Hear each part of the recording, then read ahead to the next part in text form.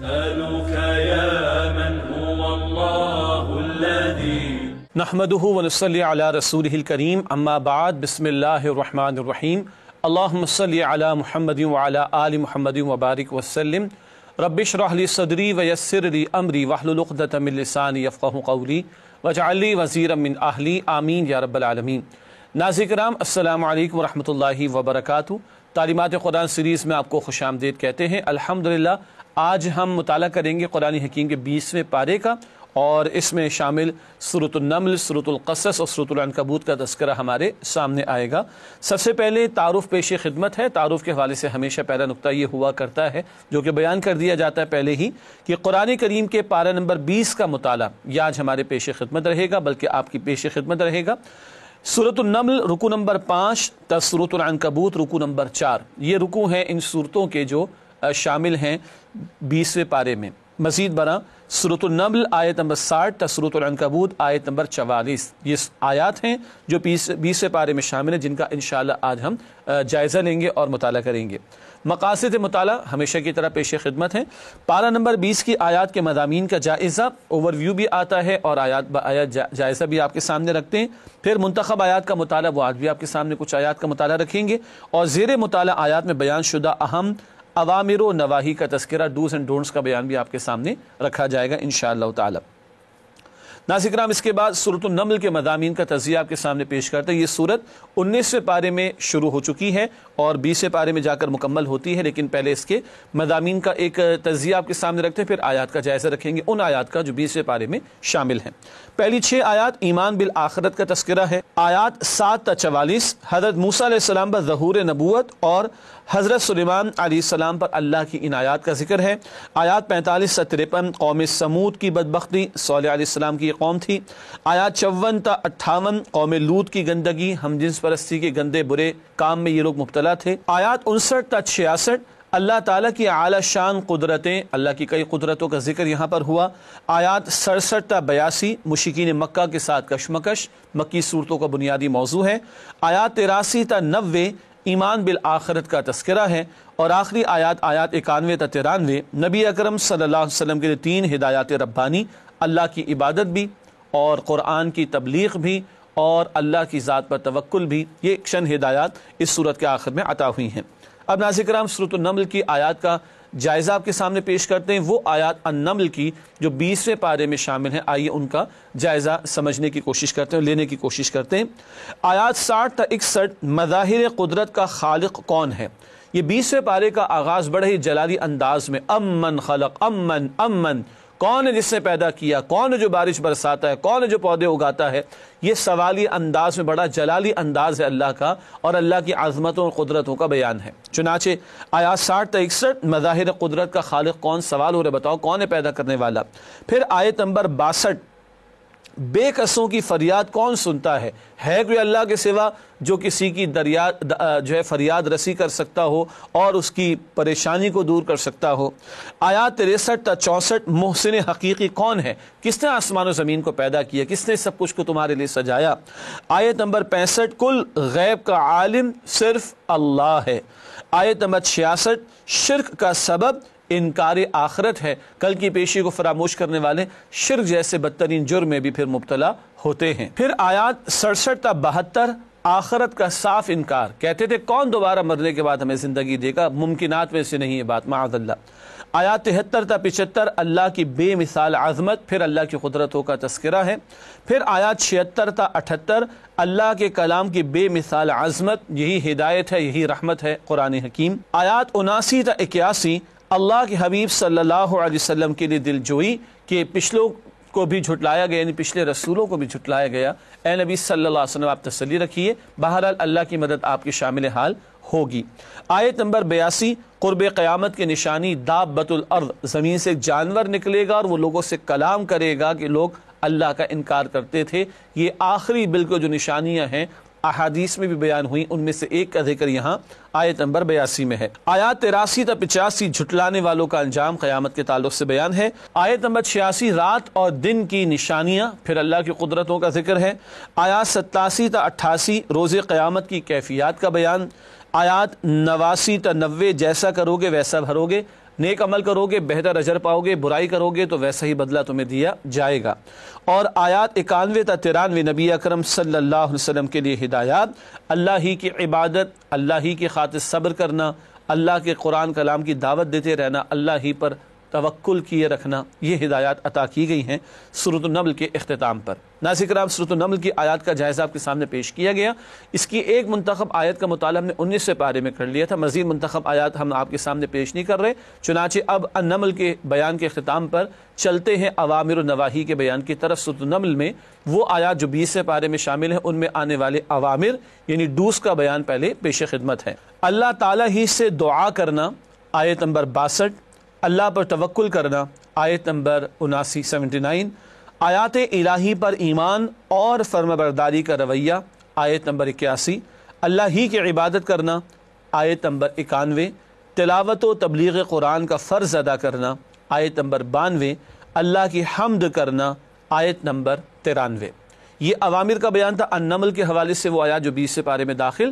اب انہی آیات کے تعلق سے چند نواہی یعنی ڈونٹس کا بیان پیش خدمت، یعنی وہ کام جن سے ہمیں بچنے کا حکم ہے۔ شرک کرنا، آیت نمبر 64، آخرت کے بارے میں شک کرنا، آیت نمبر 65، آخرت کا انکار کرنا، آیت نمبر 68، آیات الہی کی تکذیب کرنا، آیت نمبر 83۔ ان کاموں سے روکا گیا، اللہ تعالی ہمیں ان برے کاموں سے بچنے کی توفیق عطا فرمائے۔ ناظرین کرام، الحمدللہ سورۃ النمل کا بیان کسی درجے میں ہوا مکمل۔ اس کے بعد سورۃ القصص کا آغاز ہوا چاہتا ہے، البتہ ہمیشہ کی طرح ربط صورت پہلے آپ کے سامنے رکھیں گے۔ النمل اور القصص کے درمیان ربط صورت، آئیے اس کو سمجھنے کی کوشش کرتے ہیں۔ سب سے پہلی بات اس حوالے سے ہے، دونوں صورتوں کی ترتیب نزولی اور ترتیب مصحف یکساں ہے۔ ترتیب نزولی، نزول کے اعتبار سے آیات اور صورتوں کا نزول، اور ترتیب مصحف جو ہم تلاوت کر رہے ہیں۔ دلچسپ بات یہ ہے کہ النمل کے بعد القصص آ رہی ہے اسم قرآن کی ترتیب میں، مصحف کی ترتیب میں، اور اسی ترتیب سے یہ صورتیں نازل بھی ہوئی تھی۔ پہلے النمل کا نزول ہوا، پھر القصص کا نزول ہوا۔ اگلا نقطہ ربط صورت کے حوالے سے ہے، سورۃ النمل میں ملکہ سبا کے قبول اسلام کے مثبت رویے کا بیان تھی تو وہ ایک ملکہ لیکن مشرک تھی، بہرحال اس نے سلیمان علیہ السلام کی دعوت پر اسلام قبول کر لیا۔ یہ ایک مثبت رویہ تھا جس کا ذکر سورۃ النمل میں آیا۔ سورۃ القصص میں کیا ہے، آئیے مطالعہ کریں۔ سورۃ القصص میں فرعون، حامان اور قارون کی سرکشی کے منفی رویے کا ذکر ہے۔ یہ لوگ بھی صاحب اقتدار اور صاحب مال تھے مگر حق قبول نہ کیا اور رد کر دیا۔ یہ ان کے منفی رویے کا بیان سورۃ القصص میں ہمارے سامنے آئے گا انشاءاللہ تعالی۔ ناظرین کرام، ربط صورت کے بعد اب چلتے ہیں سورۃ القصص کے آغاز کی طرف۔ سب سے پہلے سورۃ القصص کے مضامین کا تجزیہ ایک اوور ویو کے طور پر۔ پہلی 6 آیات مارکہ موسیٰ و فرعون کی حکمت، یہ جو کشمکش جاری تھی، موسیٰ علیہ السلام کی محنت ہو رہی ہے اور سامنے فرعون کا جبر، اس کی حکمت کو اللہ نے بیان فرمایا ہے۔ آیات 7 تا 28 حیات موسیٰ علیہ السلام کا پہلا دور، ولادت تا مدین روانگی، تشریف لے گئے تھے مدین کی طرف موسیٰ علیہ السلام مصر سے۔ پھر آیات 29 تا 43 حیات موسیٰ علیہ السلام کا دوسرا دور، ظہور نبوت تا ہلاکت فرعون، مدین سے واپس تشریف لائے، اظہار نبوت ہوا، معجزات عطا ہوئے، اور وہاں سے لے کے فرعون کی ہلاکت تک کے حالات کا بیان ہے۔ پھر آیات 44 تا 50 ماضی کے واقعات کا بیان، رسالت محمدی صلی اللہ علیہ وسلم کا ثبوت، پچھلی تاریخ کا بیان، آپ کی زبان سے جاری ہونا آپ کی صداقت کی دلیل۔ آیات 51 تا 55 صالحین اہل کتاب کی تحسین، اہل کتاب میں سے جو لوگ نبی اکرم علیہ السلام پر بھی ایمان لے آئے ان کی بھی تحسین ہے، اور جو ان میں صاحب کردار لوگ تھے ان کا ذکر ہے۔ آیات 56 تا 61 مشرکین مکہ کی بدبختی کہ اتنا پیارا کلام ان کو عطا ہو رہا ہے اللہ کے رسول علیہ السلام کے ذریعے سے، مگر ان کی بدبختی ہے کہ یہ ہٹ دھرمی پر اڑے ہوئے ہیں اور حق قبول نہیں کر رہے۔ آیات 62 تا 67 روز قیامت مشرکین کا انجام، اس کا ذکر ہے۔ آیات 68 تا 75 عظمت باری تعالی کا تذکرہ، اللہ کی قدرتوں کے بیان کے ذریعے ہے۔ آیات 76 تا 82 قارون کا واقعہ بطور عبرت بیان ہوا، تفصیل بعد میں بھی آئے گی انشاءاللہ۔ آیات 83 تا 85 آخرت میں جزا و سزا، کل کیا فیصلے ہوں گے، وہ جو بھی ہوں گے لوگوں کے اعمال کی بنیاد پر ہوں گے۔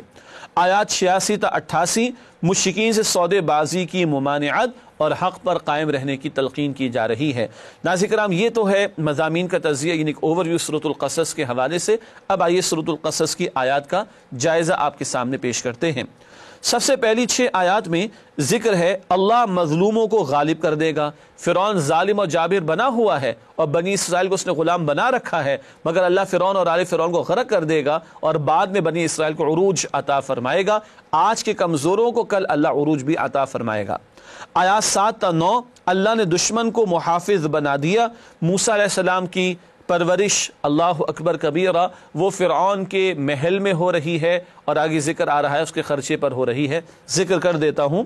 اگلی آیات 10 تا 13 دشمن کے خرچے پر موسیٰ علیہ السلام کی پرورش۔ مشہور واقعہ ہے، بنی اسرائیل کے لڑکوں کو قتل کرنا شروع کر دیا تھا فرعون نے کہ کہیں ان کا کوئی بیٹا کل کھڑا ہو کر تحریک نہ برپا کرے، اور موسیٰ علیہ السلام جب پیدا ہو گئے تو صندوق کے حوالے کر دیا ان کی والدہ نے، اور وہ فرعون کے دربار تک پہنچ گیا۔ تفصیلی واقعہ آپ کے علم میں یقیناً ہوگا، اور اللہ کی شان کے جس سے خطرہ تھا وہی اب بچہ یعنی موسیٰ علیہ السلام ہیں، وہ فرعون کے محل میں پرورش پا رہے اور پھر والدہ کی طرف لوٹا بھی دیے جائیں گے، اور شاہی خرچے پر ان کی پرورش کا اہتمام ہوگا۔ یہ اللہ کی شان۔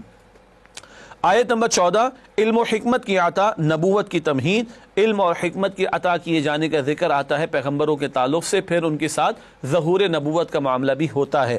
آیات 15 تا 17 حضرت موسیٰ علیہ السلام کے ہاتھوں قتل خطا، ایک قبطی جو کہ مصری تھا، اس کے مقابلے میں بنی اسرائیل کے شخص کی مدد کر رہے تھے موسیٰ علیہ السلام، جس سے پکارا تھا مدد کے لیے، اور ایک مکہ لگ گیا، وہ قبطی وہ مصری ہلاک ہو گیا۔ یہ قتل خطا کا بہرحال یہاں پر ذکر ہے، اور اللہ کی طرف سے معافی کا اعلان بھی۔ اس کے بعد آیات 18 تا 19 قتل خطا کا راز فاش ہو گیا۔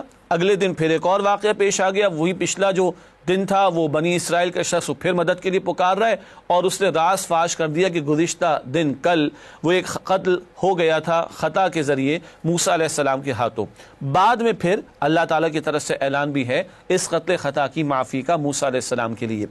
آیات 20 تا 22 حضرت موسیٰ علیہ السلام کا مدین میں پناہ لینا، اور لوگ ان کی جان کے در پہ ہو رہے تھے، چنانچہ وہ مدین تشریف لے گئے تھے، اور وہاں سے پھر بعد میں واپس آئیں گے، اور ظہور نبوت کا معاملہ ہے۔ آیات 23 تا 24 خواتین کا احترام۔ مدین پہنچے ہیں تو وہاں 2 لڑکیوں کو دیکھا کہ وہ بیچاریاں جو ہے وہ انتظار کر رہی ہیں تاکہ مرد کنویں سے پانی نکال کر اپنے جانوروں کو پلا لیں، پھر یہ پلائیں، تو ان کا احترام کیا موسیٰ علیہ السلام نے اور ان کی مدد بھی کی۔ آیات 25 تا 28 حضرت موسیٰ علیہ السلام کی دعا کی قبولیت، بڑی پیاری دعا، بڑی عاجزی پر مبنی دعا اس مقام پر آئی ہے حضرت موسیٰ علیہ السلام کی۔ پھر آیات 29 تا 32 حضرت موسیٰ علیہ السلام پر ظہور نبوت، مدین سے واپس آئیں گے، اللہ سے ملاقات بھی ہوگی، اللہ کی ذات کی تجلیات کا ظہور بھی ہوا، اور اللہ تعالیٰ نے معجزات بھی عطا فرمائے، چمکتا ہوا ہاتھ اور وہ عصا جو اژدہا بھی بن جاتا تھا۔ پھر آیات 33 تا 35 حضرت ہارون علیہ السلام کے لیے رسالت کا اعزاز، ہارون علیہ السلام موسیٰ علیہ السلام کے بھائی، اور انہیں بھی نبوت عطا کی گئی۔ آیات 36 تا 37 آل فرعون کی حق دشمنی، فرعون اور آل فرعون نے جانتے بوجھتے وہ معجزات جو حق تھے، دل گواہی دے رہے تھے مگر جانتے بوجھتے انہوں نے رد کر دیا اس حق کو۔ آیات 38 تا 42 فرعون کا مکر و فریب اور برا انجام، اور فرعون نے یہ بھی کہا حامان سے کہ تم کوئی عمارت بناؤ، میں جا کر جھانک کر دیکھوں کہ موسیٰ کا رب ہے تو کون ہے، معاذ اللہ۔ یہ اس طرح کے غلط کام ہوتے ہیں، یعنی فضولیات کی باتیں ہوتی ہیں کہ قوم کو اس طرح کے کاموں میں الجھائے رکھو اور حق سے قوم کو دور رکھو۔ نہ آسمان تک کوئی عمارت بننی تھی اور نہ وہاں فرعون نے چڑھ کر جانا تھا، مگر قوم کو اسی طرح کے کاموں میں الجھائے رکھو۔ خواب سے بیدار ہوتا ہے ذرا محکوم اگر، پھر صلاح دیتی ہے اس کو حکمراں کی ساحری۔ پھر آیت نمبر 43 تورات کے محاسن کا بیان، وہ ہدایت بھی تھی، رحمت بھی تھی اس دور کے لیے، اسی کو اللہ نے ہدایت کا ذریعہ بنایا۔ ہاں اب آخری کلام قرآن حکیم یہی رہتی دنیا تک کے لیے اور تمام انسانیت کے لیے ہدایت کا باعث ہوگا انشاءاللہ۔ آیات 44 تا 46 گزشتہ واقعات کا بیان، رسالت محمد صلی اللہ علیہ وسلم کا ثبوت، اللہ کے پیغمبر کی زبان سے صدیوں پرانے واقعات کا جاری ہونا آپ کی رسالت کی صداقت کی بہت بڑی دلیل ہے۔ پھر آیات 47 تا 50 مشرکین مکہ کے بے بنیاد عذر، یہ کہتے تھے کہ اگر ہم نے حق کو قبول کر لیا، ایک اللہ کی عبادت میں لگ گئے اور یہ 307 بتوں کو چھوڑ دیں گے تو سارے عرب سے جو ہمیں نذرانے ملتے ہیں ان بتوں کے نام پر وہ نہیں ملیں گے، ہماری اکانومی کا بٹا بیٹھ جائے گا۔ اس طرح کے بہانے بنا کر حق کو قبول کرنے سے انکار کر رہے تھے۔ آیات 51 تا 55 اہل کتاب کے لیے تحسین و بشارت، اہل کتاب میں سے جو لوگ حق پر رہے اور صاحب کردار تھے اور آخری پیغمبر نبی علیہ السلام پر ایمان بھی لے آئے، ان کی تحسین قرآن نے فرمائی۔ آیت نمبر 56 کسی کو ہدایت صرف اللہ ہی دے سکتا ہے، کل اختیار ہدایت دینے کا اللہ کے ہاتھ میں ہے۔ کسی پیغمبر کو بھی اللہ تعالیٰ نے یہ ذمہ داری بھی نہیں دی، نہ اختیار دیا، ان کی ذمہ داری پہنچانے کی تھی، منوانے کی نہیں تھی۔ آیات 57 تا 61 کیا توحید کا اقرار نقصان اور خسارہ پہنچائے گا؟ اگر ہم غیر اللہ کی عبادت کو چھوڑ دیں گے تو ہماری اکانومی کا بٹا بیٹھ جائے گا، پہلے بھی بات میں نے ذکر کر دی، وہ پہلے ذکر ہو گئی۔ اسی طریقے پر جناب ہمارے قافلوں کو لوٹا نہیں جاتا تھا، اب اگر ہم یہ سارے بتوں کو چھوڑ دیں گے تو ہمارے قافلوں کو لوٹا جائے گا، امن و امان کا مسئلہ ہو جائے گا۔ اس طرح کے انہوں نے بیجا سوالات کی۔ اللہ فرماتا ہے خالق تو اللہ ہے، رازق تو اللہ ہے، اور اللہ اب تک تمہیں دیتا رہا، بتوں کی پرستش کرتے رہے تب بھی، تو ایک اللہ کی پرستش اور عبادت پر آ جاؤ گے تو کیا اللہ تعالیٰ تمہیں بھوکا مار دے گا؟ یہ آج ہم مسلمانوں کے لیے بھی بہت بڑا سوال ہے۔ جناب شریعت پر عمل کریں گے تو ہماری اکانومی بیٹھ جائے گی، جب شریعت پر عمل کریں گے تو ہم پر سینکشنز لگ جائیں گے، شریعت پر عمل کریں گے تو غیر ہم سے ناراض ہو جائیں گے۔ تو آج ہم نے اللہ کو ناراض کر دیا کہ ہمارے ملک میں دودھ کی نہریں بہہ گئیں، ہمارے محلات جو ہیں وہ کیا سونے کے بن چکے ہیں؟ بلکہ محلات چھوڑیے، ہمارے گھر کے محلات بن چکے ہیں۔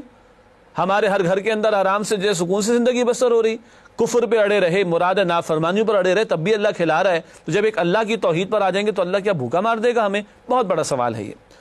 آیات 62 تا 66 روز قیامت مشرکین کی بے بسی اور ذلت، اور اعتراف کریں گے ہم نے فلاں کی پوجا پاٹ کر لی، یا اعتراف کریں گے ہم نے جرم کر لیا، لیکن کل اعتراف کرنے کا کوئی فائدہ نہیں۔ کہیں ذکر آتا ہے قرآن میں، کہیں گے اللہ ایک مہلت عطا فرما دے، دنیا میں جا کے ہم ٹھیک ہو جائیں، دنیا میں جا کے نیک اعمال کر لیں، اس حسرت کا کوئی فائدہ نہیں ہوگا کل۔ آیت نمبر 67 مشرکین کے لیے فلاح کا راستہ سچی توبہ، سچی توبہ کر لو، توحید کی دعوت قبول کر لو، شرک کو چھوڑ دو، اللہ معاف فرما دے گا۔ آیات 68 تا 70 عظمت باری تعالیٰ کا بیان، اللہ کی قدرت، اللہ کی تخلیق کا تذکرہ ہے۔ پھر آیات 71 تا 73 دن اور رات اللہ کی دو نعمتیں بتایا گیا۔ سبحان اللہ، اللہ ہمیشہ کے لیے رات تعریف فرما دے، بتاؤ تمہیں دن کی روشنی کون دے گا؟ اور اللہ ہمیشہ کے لیے تمہیں دن ہی دن دے دے، بتاؤ رات کی تاریکی اور سکون تمہیں کون عطا فرمائے گا؟ آیات 74 تا 75 خود ساختہ معبود کام نہ آئیں گے، ایک اللہ وحدہ لا شریک کو اختیار رکھنے والا وہ ہے، باقی سارے جھوٹے معبود ہیں جو تم نے اختیار کر رکھے ہیں۔ آیات 76 تا 77 قارون کو اہل خیر کی نصیحت، اس سے کہا اترامت، اور یہ کہ جو اللہ نے فضل فرمایا اس میں دوسروں کو بھی شریک کر۔ اس آیت کے تعلق سے بعد میں بھی بات کریں گے انشاءاللہ۔ آیت نمبر 78 ذات علم پر ناز، قارون نے کہا یہ دولت تو میرے علم کی بنیاد پر مجھے دی گئی، اکڑ میں آ گیا۔ آیات 79 تا 80 آخرت دنیا سے بہتر ہے، یہ دنیا کی دولت تو یہ ہاتھوں کا میل ہے، اور جو 2 فٹ نیچے قبر میں چلا گیا اس کے ساتھ کچھ بھی نہیں جاتا، اصل آخرت ہے جو دنیا سے بہت بہتر ہے۔ آیات 81 تا 82 قانون کی عبرتناک بربادی، اس کو اس کے خزانے گھر سمیت زمین میں دھسا دیا گیا۔ آیت نمبر 83 آخرت میں کون سرخ رو ہوگا؟ وہ جو زمین میں تکبر نہیں کرتے، فساد نہیں مچاتے، ان کے لیے کل کامیابی کی نوید اور بشارت ہے۔ آیت نمبر 84 نیکی اور بدی کے نتیجے کا فرق، جو بھلائی لے کر آئے گا بہتر انجام پائے گا، اور جو برائی لے کر آئے گا اس کو ویسی ہی سزا بھی ملے گی۔ آیت نمبر 85 خدمت قرآن کا صلہ، اللہ کے پیغمبر علیہ السلام کو فرمایا گیا اللہ مکہ مکرمہ بھی واپس لوٹا دیں گے، یعنی فتح عطا ہوگی دنیا میں بھی، اور آخرت کے درجات تو سب سے بڑھ کر بلند درجات ہیں۔ اور آخر میں آیات 86 تا 88 باطل کے ساتھ سمجھوتا نہیں ہو سکتا، نبی علیہ السلام کو ہدایت اور آپ کے ذریعے اہل ایمان کو کہ مشرکین کی بات نہ مانی جائے اور حق کے بارے میں کوئی کمپرومائزنگ ایٹیٹیوڈ اختیار نہ کیا جائے۔ ناظرین کرام الحمدللہ سورۃ القصص کی آیات کا جائزہ آپ کی خدمت میں پیش کیا گیا، اس کی چند منتخب آیات کا مطالعہ آپ کے سامنے رکھیں گے، تاہم آپ سے ملاقات ہوتی ہے ایک وقفے کے بعد، امید ہے آپ ہمارے ساتھ رہیں گے انشاءاللہ۔ السلام علیکم ورحمۃ اللہ وبرکاتہ۔ السلام علیکم ورحمۃ اللہ وبرکاتہ۔ ناظرین کرام تعلیمات قرآن سیریز میں آپ کو خوش آمدید کہتے ہیں۔ آج ہم 20ویں پارے کا مطالعہ کر رہے ہیں، اور وقفے سے پہلے سورۃ القصص کی آیات کا جائزہ آپ کی خدمت میں پیش کیا گیا۔ اب چلتے ہیں سورۃ القصص کی چند منتخب آیات کے مطالعے کی طرف۔ سب سے پہلے جس آیت کا انتخاب کیا گیا یہ آیت نمبر 24 ہے، عاجزانہ دعا موسیٰ علیہ السلام کی، بہت پیاری۔ ارشاد ہو رہا ہے اس مقام پر فَسَقَى لَهُمَا ثُمَّ تَوَلَّى إِلَى الظِّلِّ فَقَالَ رَبِّ إِنِّي لِمَا أَنزَلْتَ إِلَيَّ مِنْ خَيْرٍ فَقِيرٌ۔ ترجمہ، تو موسیٰ علیہ السلام نے ان کے لیے بکریوں کو پانی پلا دیا، پھر سائے کی طرف چلے گئے اور کہنے لگے کہ اے پروردگار تو جو کچھ بھلائی میری طرف نازل کرے میں اس کا محتاج ہوں۔ یہ سورہ قصص کی آیت نمبر 24 اور دعا موسیٰ علیہ السلام کی، وہ 2 عورتوں کا، لڑکیوں کا ذکر آیا تھا، ان کے لیے مدد کی، پانی پلا دی ان کے جانوروں کو، پھر اللہ سے دعا کی اور ایسی دعا قبول ہوئی، سبحان اللہ۔ اس کے بعد موسیٰ علیہ السلام کا نکاح بھی ہوا اور ان کو رہائش بھی مل گئی اور ان کو ملازمت بھی مل گئی، بہت سارے کام اس ایک دعا سے اللہ نے پورے فرما دیے۔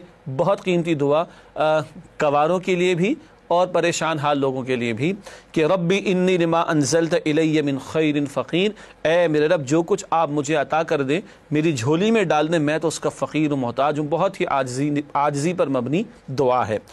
اگلی آیت، آیت نمبر 57 ہے، جس کا انتخاب کیا گیا ہے دین پر عمل اور رزق کا خوف۔ ارشاد ہو رہا ہے اس مقام پر وَقَالُوا إِن نَتَّبِعِ الْهُدَى مَعَكَ نُتَخَطَّفْ مِنْ أَرْضِنَا أَوَلَمْ نُمَكِّنْ لَهُمْ حَرَمًا آمِنًا يُجْبَى إِلَيْهِ ثَمَرَاتُ كُلِّ شَيْءٍ رِزْقًا مِنْ لَدُنَّا وَلَكِنَّ أَكْثَرَهُمْ لَا يَعْلَمُونَ۔ ترجمہ، اور انہوں نے کہا کہ اگر ہم آپ کے ساتھ ہدایت کی پیروی کریں تو اپنے ملک سے اچک لیے جائیں گے، کیا ہم نے ان کو امن و امان اور حرمت والے حرم میں جگہ نہیں دی جہاں ہر قسم کے میوے پہنچائے جاتے ہیں، اور یہ رزق ہماری طرف سے ہے لیکن ان میں سے اکثر نہیں جانتے۔ یہ ذکر پہلے بھی کیا گیا تھا، ترجمہ تو مکمل ہوا آیت نمبر 57 کا کہ مشرکین کہتے تھے اگر ایک اللہ کو مان لیں تو بتوں کو چھوڑنا پڑے گا۔ یہ 360 بت جو ہم نے رکھے ہوئے ہیں معاذ اللہ، ان کی وجہ سے سارے عرب سے لوگ یہاں پر آتے ہیں، نذرانے پیش کرتے ہیں، ہماری اکانومی بڑھتی ہے، ہماری جیبیں بھرتی ہیں، تجوریاں فل ہو جاتی ہیں۔ اب اگر توحید پر آ گئے تو ہم تو بھوکے مر جائیں گے۔ اللہ تعالیٰ فرما رہے اللہ اکبر، ان سارے حالات میں جب سب کے قافلے لوٹے جاتے ہیں، حرم کی وجہ سے اللہ تعالیٰ نے، کعبے کی وجہ سے اللہ تعالیٰ نے ان کو حرمت نہیں دے رکھی، مراد ہے کہ ان کے قافلوں کو لوٹا نہیں جاتا، ان کی عزت بھی ہے اور رزق تو اللہ تعالیٰ عطا فرما رہے ہیں۔ تمہارے سارے شرک کے باوجود اگر تمہیں یہ نعمتیں ملتی رہیں تو جب تم اللہ کی توحید پر آ جاؤ گے تو کیا اللہ تمہیں بھوکا مار دے گا؟ ہمیں بھی سوچنا چاہیے، وہ ایک سجدہ جسے تو گراں سمجھتا ہے 1000 سجدوں سے دیتا ہے آدمی کو نجات۔ اللہ کی ماننے پر آ جائیں گے تو کیا اللہ بھوکا مار دے گا؟ ہماری اکانومی کا بٹا بیٹھ جائے گا؟ انا للہ و انا الیہ راجعون۔ جو کافر اور مشرکوں کو کھلانے پر قادر اور کھلا رہا ہے اور دے رہا ہے، کیا وہ صاحب ایمان لوگوں کو اور توحید پر آ جانے والوں کو بھوکا مار دے گا؟ یہ بہت بڑا سوال نشان ہم سب افراد کے لیے بھی ہے اور ہماری پاکستانی قوم کے لیے بھی بہت بڑا سوالیہ نشان ہے۔ اس کے بعد اگلی آیت ہے سورۃ القصص کی آیت نمبر 77۔ قارون کے واقعے کے ذیل میں بات آ رہی ہے مال کے استعمالات۔ 4 بڑی اہم ہدایات مال کے حوالے سے یہاں پر عطا کی گئیں۔ فرمایا کہ وَابْتَغِ فِيمَا آتَاكَ اللَّهُ الدَّارَ الْآخِرَةَ وَلَا تَنْسَ نَصِيبَكَ مِنَ الدُّنْيَا وَأَحْسِنْ كَمَا أَحْسَنَ اللَّهُ إِلَيْكَ وَلَا تَبْغِ الْفَسَادَ فِي الْأَرْضِ إِنَّ اللَّهَ لَا يُحِبُّ الْمُفْسِدِينَ۔ ترجمہ، اور جو مال تمہیں اللہ نے عطا فرمایا ہے اس میں سے آخرت کی بھلائی طلب کرو اور دنیا سے اپنا حصہ نہ بھلاؤ، اور جیسی اللہ نے تمہارے ساتھ بھلائی کی ہے ویسے تم بھی لوگوں سے بھلائی کرو، اور زمین میں طالب فساد نہ ہو کیونکہ اللہ فساد کرنے والوں کو پسند نہیں کرتا۔ قارون تو برا آدمی تھا اور بنی اسرائیل میں سے تھا، مگر فرعون کے اس نے اپنا مقام بلند کیا، پوری قوم کا سودا کیا۔ اس مالدار آدمی کو اتنے خزانے دیے گئے تھے، قرآن بتا رہا ہے اسی مقام پر کہ اس کی چابیاں اٹھانا، خزانوں کی چابیاں اٹھانا ایک جماعت کے لیے بہت دشوار کام تھا۔ بہرحال اس کا ذکر تو ہوا، لیکن اس کے ذیل میں یہ 4 ہدایات۔ جو مال تمہیں اللہ نے دیا حلال کا ہونا چاہیے، بہرحال جو مال تمہیں اللہ نے دیا اس سے آخرت کی بھلائی طلب کرو، اس کو حلال طریقے پہ کماؤ، جائز میں بھی خرچ کرو اور اللہ کی راہ میں بھی لگاؤ، آخرت کے گھر کی تیاری کرو۔ نمبر 2، اپنا حصہ دنیا میں سے نہ بھولو۔ زمین تمہارے لیے اللہ نے سجائی ہے، نعمتیں تمہارے لیے اللہ نے عطا فرمائی، اپنی جائز حاجات کو پورا کرو، کوئی حرج کی بات نہیں۔ نمبر 3، جیسے اللہ نے تم پر احسان فرمایا تم بھلائی کے ساتھ پیش آؤ دوسروں کے ساتھ۔ اللہ نے تمہیں دیا، تمہارا کوئی استحقاق، تمہارا کوئی رائٹ نہیں تھا، یہ محض اللہ کا فضل ہے۔ اگر تمہیں زیادہ بھی ملا تو تم اللہ کی مخلوق کی خدمت کرو، تم لوگوں کے ساتھ بھلائی کرو۔ نمبر 4، فساد نہ مچاؤ۔ جب مال بیجا اڑایا جاتا ہے، جیسے کہ شادی بیاہ کے موقع پر پانی کی طرح پیسے کو جو بہایا جا رہا ہے، چند افراد بہاتے ہیں، وہ 1% بھی نہیں ملک و قوم کے، اور 70-80% کے لیے شادی بیاہ ایک مصیبت بن چکا ہے معاذ اللہ۔ تو مال جب بیجا خرچ کیا جائے شادی بیاہ اور فضول رسومات کے اندر تو اس سے معاشرے میں فساد پیدا ہوتا ہے، اس فساد پھیلانے سے بھی روکا گیا اور مال کے اس بیجا استعمال سے بھی منع کیا گیا۔ اگلی آیات ہے آیات 78 تا 79، دنیا پرستوں کا حال۔ یہ قارون کے واقعے کے ذیل میں مزید بات آگے آئی ہے۔ ارشاد ہوا قال انما اوتیته على علم عندي اولم يعلم ان الله قد اهلك من قبله من القرون من هو اشد منه قوة واكثر جمعا ولا يسأل عن ذنوبهم المجرمون فخرج على قومه في زينته قال الذين يريدون الحياة الدنيا يا ليت لنا مثل ما اوتي قارون انه لذو حظ عظيم۔ یہ دنیا پرستوں کا حال بیان ہو رہا ہے۔ ترجمہ: قارون نے کہا کہ یہ سب مال مجھے میرے علم کی بدولت ملا ہے، کیا اس کو معلوم نہیں کہ اللہ نے اس سے پہلے بہت سی بستیاں جو اس سے قوت میں بڑھ کر اور جمعیت میں بیشتر تھیں ہلاک کر ڈالی ہیں، اور گنہگاروں سے ان کے گناہوں کے بارے میں ایسے وقت نہیں پوچھا جاتا۔ تو ایک روز قارون بڑی آرائش اور ٹھاٹھ سے اپنی قوم کے سامنے نکلا۔ جو لوگ دنیا کی زندگی کے طالب تھے کہنے لگے کہ جیسا مال و متاع قارون کو ملا ہے کاش ایسا ہی ہمیں بھی ملے، وہ تو بڑا ہی صاحب نصیب ہے۔ اللہ اکبر۔ دو باتیں ہیں، خود قارون نے کیا کیا؟ میرے علم کی بنیاد پر ہے۔ یہ مادہ پرستی کا فتنہ، یہ میٹیریلزم کا فتنہ کہ انسان اپنی قوت بازو اور اپنی انٹلیکٹ پر اعتبار کرے اور اکڑ میں آئے یہ میں ہوں، یہ میں نے کیا ہے، جبکہ صاحب ایمان کیا کہتا ہے؟ یہ اللہ کا فضل ہے، یہ اللہ کا انعام ہے، یہ اللہ کی عطا ہے۔ ایک بات، اور اس کے ٹھاٹ باٹ کو دیکھ کر دنیا پرستوں کی تو رال ٹپک گئی۔ رال آپ کو پتہ ہے نا، کتے کی پہ ٹپکتی ہے، وہ لالچ کی علامت ہوا کرتی ہے۔ تو بہرحال رال ٹپکنے لگی دنیا پرستوں کی، کہنے لگے بڑے ہی نصیبوں والا ہے۔ اگلی آیات میں ہے کہ دنیا پرستوں کے مقابلے میں ایمان والوں نے کیا کہا؟ ارے اس ظاہر کی شان و شوکت کو دیکھ کر جو ہے تم کسی دھوکے فریب میں مبتلا نہ ہو جانا۔ پھر کیا ہوا؟ اس قارون کو اس کے خزانے سمیت دھسا دیا گیا، اور پھر یہ دنیا پرست کہنے لگے، بات کی آیات میں ہے، اے اللہ تو نے تو ہمیں بچا لیا، ورنہ ہمارا بھی انجام اسی کی طرح نہ ہو جاتا۔ دنیا پرست نصیبوں والا کس کو کہتا ہے؟ جس کے پاس مال و دولت ہو۔ اللہ نے نصیبوں والا کس کو کہا؟ سورہ حامی والسجدہ 24 پارے میں اللہ فرماتے جو دعوت دین کا کام کرے، نیک اعمال کرتے رہے، اور دعوت کے میدان میں جب مشقت آئیں تو برائی کا جواب بھلائی سے دیں، وہ صبر کرنے والے ہیں اور وہ نصیبوں والے ہیں۔ اللہ ان کو نصیبوں والا کہتا ہے۔ دنیا پرست مال و دولت کو دیکھتا ہے تو کہتا ہے یہ بڑے ہی نصیبوں والا ہے۔ ناظرین کرام، الحمدللہ سورۃ القصص کی چند منتخب آیات کا مطالعہ آپ کے سامنے پیش کیا گیا۔ اب اس کے بعد ہمیشہ کی طرح اوامر و نواہی کا بیان۔ پہلے اوامر یعنی ڈوز کا ذکر سورہ قصص کے تعلق سے۔ پہلی بات نوٹ فرمائیے گا، اللہ کے وعدوں کا یقین کرنا، آیت نمبر 13۔ رب سے خطاؤں پر مغفرت مانگنا، آیت نمبر 16۔ اللہ کی نعمتوں کا اعتراف کرنا، آیت نمبر 17۔ اللہ کے حضور ظالموں کے شر سے بچنے کی دعا کرنا، آیت نمبر 21۔ ضرورت مندوں کی مدد کرنا، آیت نمبر 24۔ اپنی حاجات اللہ کے حضور پیش کرنا، آیت نمبر 24۔ حیا کا پیکر بنے رہنا، آیت نمبر 25۔ طاقت و قوت کو امانت سمجھ کر استعمال کرنا، آیت نمبر 26۔ وعدہ پورا کرنا، آیت نمبر 29۔ آیات الہی پر ایمان، آیت نمبر 52۔ صبر کا رویہ، آیت نمبر 54۔ برائی کا جواب بھلائی سے دینا، آیت نمبر 54۔ راہ الہی میں خرچ کرنا، آیت نمبر 54۔ بیکار باتوں سے اعراض کرنا، آیت نمبر 55۔ آخرت کا طلبگار ہونا، آیت نمبر 60۔ توبہ، ایمان اور عمل صالح کا اہتمام، آیت نمبر 67۔ تسبیح باری تعالی، آیت نمبر 68۔ شکر ادا کرنا، آیت نمبر 73۔ آخرت کی تیاری کے لیے مال خرچ کرنا، آیت نمبر 77۔ یہ قارون کے واقعے کے ذیل میں بھی بات آئی۔ نعمتوں سے فائدہ اٹھانا، آیت نمبر 77۔ لوگوں کے ساتھ بھلائی کرنا، آیت نمبر 77۔ ایمان، عمل صالح اور صبر کا رویہ اختیار کیے رکھنا، آیت نمبر 80۔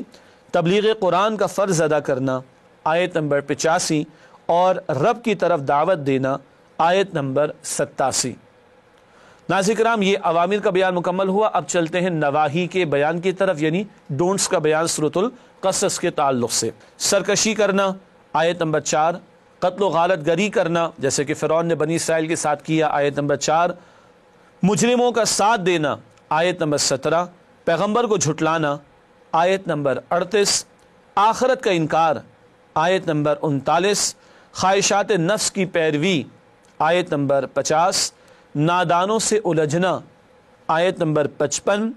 دنیا پرستی کی وجہ سے حق کو فراموش کرنا، آیت نمبر 57۔ وہی جو مشرکین مکہ کہتے تھے۔ لوگوں پر زیادتیاں کرنا، آیت نمبر 76۔ مال و دولت پر اترانا، آیت نمبر 76۔ یہ قارون کے واقعے کے ذیل میں ہے۔ زمین میں فساد مچانا، آیت نمبر 77۔ مال و اسباب پر اترانا، آیت نمبر 78۔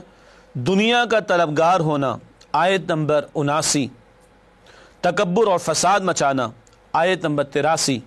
کافروں کا ساتھ دینا، آیت نمبر 86۔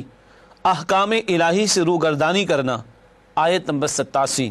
شرک کرنا، آیت نمبر 87۔ اللہ ان تمام برے کاموں سے ہمیں بچنے کی توفیق عطا فرمائے۔ ناظرین کرام، الحمدللہ سورۃ القصص کا بیان کسی درجے میں ہوا مکمل۔ نسألك يا من هو الله الذي سورۃ العنکبوت کا آغاز ہوا چاہتا ہے، البتہ پہلے ربط صورت آپ کے سامنے پیش کریں گے، پھر سورۃ العنکبوت پر گفتگو شروع کریں گے۔